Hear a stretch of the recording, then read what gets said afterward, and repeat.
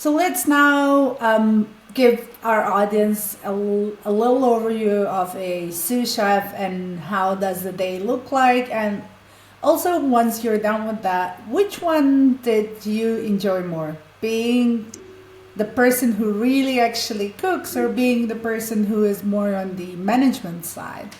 Another great question. I call this the moment when you get the knife taken out of your hand and somebody hands you a clipboard. And it's a very jarring feeling because you were the type of person who was an individual contributor. You really looked after your station. Ideally, you're in the position where you potentially get noticed for that performance. And somebody has said, I want you to manage the individual contributors now.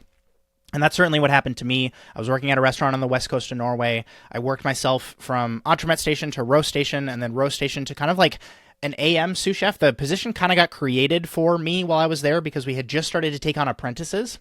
And those apprentices would come in the morning and do the AM prep, very similar to what I talked about that would happen at the French Laundry with commis in the morning. And so my chef needed someone to manage these apprentices in the morning. And so he was like, hey, you're doing great on roast station. Is there a world where you would potentially want to manage these apprentices in the morning? I said, sure. And so that job, just quickly on that AM sous chef kind of position, was, again, managing those people, making sure the tasks that they were delegated got completed and to the standard and we had enough and all of these things. And then I would also do all of the butchering for the restaurant, which was kind of a cool hybrid role where I was, breaking down, pig heads, and we would get a lot of whole fish in, and I would, open scallops for the day because we would get live scallops in. And so it was a really cool role from that perspective. I also made staff meal. And so talking about that allowed us at that restaurant to take those chef de parties for the dinner service to come in. They were starting at 11 previously.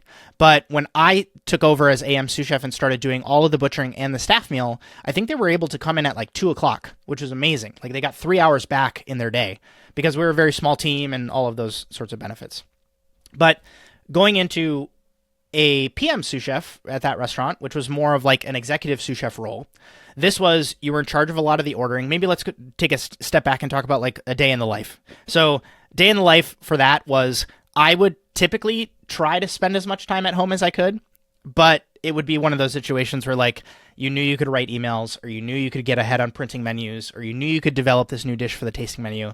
And so I would typically come in a little bit earlier than what I would, have when I needed to be in. And so I would come in sometime around 11, and this would be one of those things where you're kind of, again, checking the status of what's the energy in the restaurant today? Did somebody screw something up earlier on in the day? Is there, something that is a big order that's coming in today that I need to be aware of? All of those individual, you're just trying to get a pulse of what's happening today. You take a look at the guest list, how many guests are coming in tonight, because in a sous chef role, you're getting barraged with questions. And it's kind of like a question triager is what you are in a sous chef role, where you're asking questions to a bunch of people. Hey, how are you looking on this? Do you have enough of this? Has this come in yet? Can I please taste your sauce on this thing? And you're getting a bunch of questions. Hey, Justin, this didn't come in today. Is there a world where we can sub this out for something else? Hey, we have a gluten-free guest in tonight. What is our plan for the pasta dish instead? Hey, this person is coming in and is wanting to come in a little bit earlier, and they have a show that they have to get to, and so we have to make sure this meal is super fast. What is the menu modification that we can make here? The private dining room is coming in at 10 p.m., whatever. Is there a world where we can modify the menu so they're not here until 3 in the morning? Whatever. All of these questions are getting asked of you. And it typically hits right away when you come in. And so you kind of have to be, on the front foot with that and be prepared to just proactively problem solve during your day as a sous chef. Then once you kind of get all of those individual dot points ticked and your chef de parties are kind of in the flow of working, similar to what we talked about in the line cook day in the life, you will start to identify who is really busy today. Or at least that's what I would do. And so I would go around to the stations and you can either tell by looking at their prep list or just kind of by their energy and the way that they answer the question, how are you looking today? You can get a sense of, okay, the person on entremet station or the vegetable garnish station is really busy today. The person on garde manger is they're good. They don't need my help today. Or they have a stagiaire paired up with them, so they have a bunch of help throughout the day. But the person on roast station is really busy today. And so I'm going to actually set up a cutting board either next to them or across the kitchen from them. And I'm going to ask them to delegate me tasks as the sous chef. And what's cool about that is because you kind of have a gist of how every single station works. You have the ability to kind of jump in and help and be able to take stuff off of their plate to ensure that they're going to be set up on time. And that's kind of the goal that you're trying to push for as a sous chef is everybody being set up on time. It's not just the hotline being set up, or not just the cold side, or not just pastry being set up, but you kind of want the entire kitchen as a team, as a collective, to be good, to be like, I have enough, I know what I need, I'm ready for service, bring on the guests. That's kind of like, I thought of that as my job, at least in that environment. And so that's why I would choose to pair up with the person who was the busiest to kind of like bring the tide up on that person. Then you go into staff meal, where you're typically having some sort of conversation with the team in kind of like a pre-service meeting environment. So updates on the menu. These are the guests that we want to be aware of tonight. These are the changes that we've made from last night. Hey, we want to make sure that these errors don't happen again. That happened, blah, blah, blah, blah, blah. Then you go into service, and then in that role, I was typically the one who was taking information from front of house, and then I would turn that into like a ticket, a written ticket combined with some printed tickets that we had, and then I would do the expediting for the night. And so you're kind of this air traffic controller in making sure that, tables are, either aligned on timings, allergies are being adhered to, you're standing at the pass and doing a lot of the plating, so you're doing a lot of quality control. Depending on the kitchen, like you will sometimes have this quality control moment that happens before service, where you go around to individual stations and you'll say, can I taste this sauce, please? Everything that has been pre-prepped and is something that is going to be used throughout the entire length of the service, it's good to have a quality control moment with that item. And so if we have a sauce for the pork dish, and it's like that's just going to be hot held during service, and it's made before service starts, me tasting that before service once, one identifies, okay, cool, like this isn't wrong, or the seasoning on this is off, or the consistency isn't quite right, or there needs to be added more capers to this. But it also makes it so that every single other moment when that person passes that sauce up to me during service, I don't have to taste it every single time. It's like I'm kind of front loading a lot of that work. And so, for the things that do get pre-prepped, that will sometimes be a quality control moment. And then during service, again, you're doing a lot of that time management stuff where, okay, we want to hold this table back. We want to move a little bit faster here. We want to pick up this, going into this, so that the stations don't get overwhelmed. So again, you're doing a lot of I call it working for your team.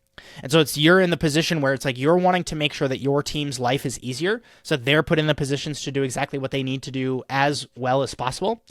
And then at the end of service, you are kind of like calling out those final tickets. You're making sure guests are happy. At the restaurant that I was a sous chef at, I had the benefit of being able to go out into the dining room and talk to guests, because we were kind of in this little no-name town in Norway. And so we would have a lot of people that traveled to the city specifically to either go on some sort of other, tourism related thing, or to eat at our restaurant. And so we had the ability to, have that extra level of guest interaction by going and talking to guests. I really, really enjoyed that about that role. And then at the end of the night, we wouldn't change the menu every day a la French Laundry, but it was a situation where I would go around to the stations and ask people, hey, what do you need to order for tomorrow? Then I would kind of break off and go down to the office where we would, submit those orders. I'd write all my emails, send those out.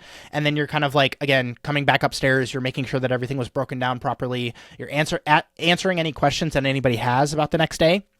And then if you have, a little bit of one-on-one time that you want to have with individual people, it's you take the opportunity to do that as well. And then you shake out with everybody and you go home, and then you start again the next day. Wow. Okay. That sounds like a lot like being, as I've seen a lot of reels and TikToks recently, the corporate mom, as they like to say it. Yes.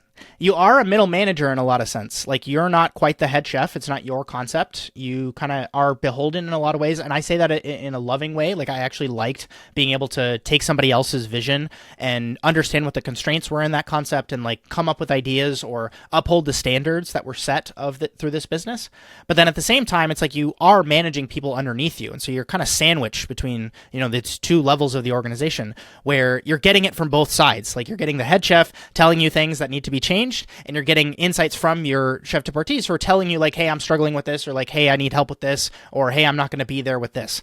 And so it's a very complex role. It's a very different skill set from working on the line. And maybe I'll quickly answer what you asked about with which one I preferred more. I personally I loved my time as a sous chef. I loved being able to kind of do that mentorship and all of those sorts of things. But when I really talk about the thing that got me fired up about being in the industry, when I really feel I get into a flow state where I really feel I'm providing one of my highest contributions to what I know that I do best, being able to make little mods and upgrades and, just changes on my station.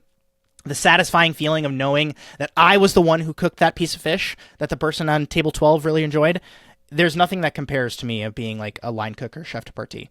And it's what I take a lot of pride in. That's why like my program is focused on people running stations, because I think that there are more stations than sous chefs in restaurants out there in the industry. That's just kind of like, just look at the numbers. That's a fact. And I think what it really comes down to is like a lot of problems that you'll experience during a service can be traced back to a problem with a station. It's not typically a problem with the sous chef. And so that's kind of where I come at this from. And to quickly answer the question, I enjoy being a line cook more.